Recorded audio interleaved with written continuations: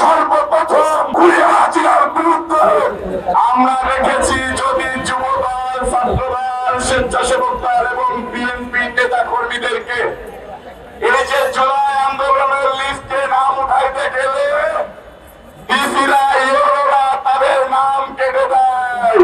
নাম রাখে কাদের?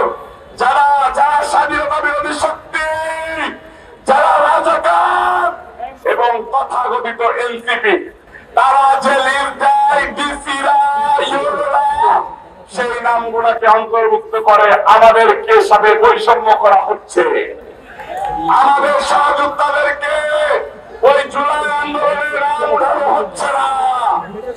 আমরা ইউরোপ সরকারের কাছ থেকে এটা আশা করি না। আমাদের সহযোদ্ধা শামীমকে এই পল্টন ময়দানে পাখির মতো গুলি করে হত্যা করেছে। মিছিল থেকে নবীন তালুকদারকে হত্যা করেছে।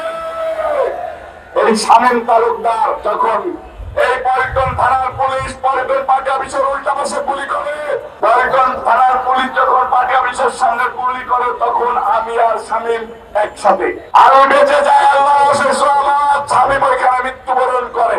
ঠিক একই ভাবে ফকিরা বলে নবীন তালুকদারকে আমার সামনে হত্যা করা হয়।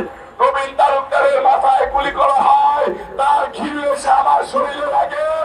রক্ত নিয়ে আমি কান্না করতে করতে সাজ্জাদ মিরাজ ছিল, আমাদের অনেক সহযোদ্ধা ছিল।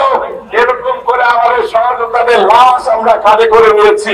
আপনারাও লাশ হতে পারতেন, আপনারাও লাশ হতে পারতেন। আল্লাহ অশেষ রহমতে বেঁচে আছেন। নুরুল ইসলাম নওয়ানের নেতৃত্বে 19 জুলাই এই পল্টন এলাকায় আন্দোলন করেছিলাম। আব্দুল মুন্নার নেতৃত্বে 19 জুলাই শান্তিনগরে আন্দোলন করেছিলাম। আব্দুল মুন্নার নেতৃত্বে 18 জুলাই শান্তিনগর, মালিবাগ, মৌচাক সহ এই পল্টন এলাকায় রণক্ষেত্রে পরিণত করেছিলাম। আমরা এই যুবদল ঢাকার মাটিতে সর্বপ্রথম এই স্বৈরাচার ঘুরে হাসিনার বিরুদ্ধে লড়াই তুলেছিলাম, আন্দোলন শুরু করেছিলাম। আমরা বিএনপির ভারপ্রাপ্ত চেয়ারম্যান জনাব তারেক রহমান সাহেবের নেতৃত্বে ঢাকার বুকে ঢাকা মহানগর দক্ষিণ যুবদল প্রথম কারফিউ ভেঙে দিয়ে মিছিল করেছিলাম।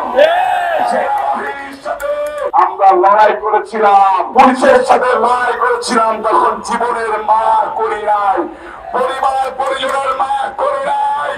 আপনারাই ছিলেন খন্দকার এনাম রবিউল ইসলাম নয়নের সহযোদ্ধা। আপনাদেরকে নিয়ে সারাটা জীবন পার করতে চাই। আপনাদের ভালোবাসা আমাদেরকে এত বেশি দিয়েছে যে আপনাদের ঋণ ভাগাভাগি দক্ষিণ যুবদল কোনোদিন শোধ করতে পারবে না।